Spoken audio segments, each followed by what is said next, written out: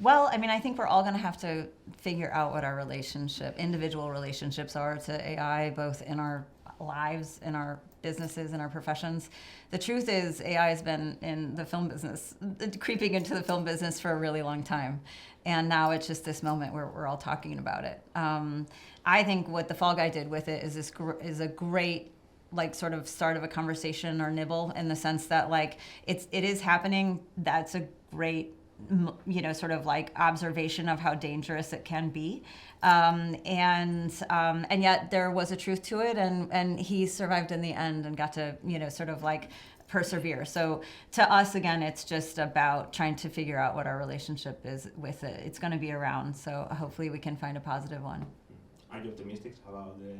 I am. For us, I think I am. Yeah. Yeah, I think I am too. I think once the one danger that we sort of see in our film is that, look, we use face replacement technology, has been used for many years with stunt performers, and to keep the illusion of of the character alive. Like that's just part of the job. They put the green dots on their face But I think it's when you don't have consent, and you see in our movie, Colt did not give his consent to be put on the thing, and I think we're gonna have to deal with that, and like not using this technology to exploit other people or to take their image away. That's where it needs to be heavily sort of regulated. But I think other than that, I think we're gonna have to find how it's useful to us as artists. Yeah, that's great.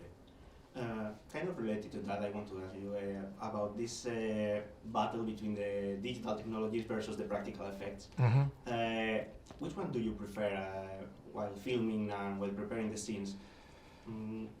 Well, I mean, for me personally, I'm a tactile person, and I've come up in the business as a stunt performer, so everything that comes from me as an artist has a practical foothold from the beginning. Like, I want to go scout a location. I'm not like building it in a computer. Like, I usually want to block the scenes in the spot.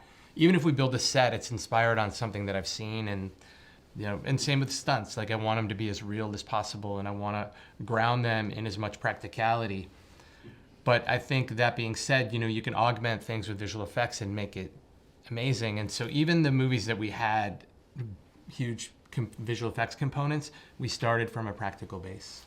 Yeah, like, this movie, we needed and wanted to do something super practically. In Bullet Train, we are in a virtual reality space. The train is, practical, it's a set, but then LED monitors windows until, for half of the film are LED monitors and virtual, what do they call it? Virtual production. Virtual production. And what we loved about it is as everything went by, the lights actually affected the whole set in a way that you can't do when you're just replacing with a comp, which by the way is also AI.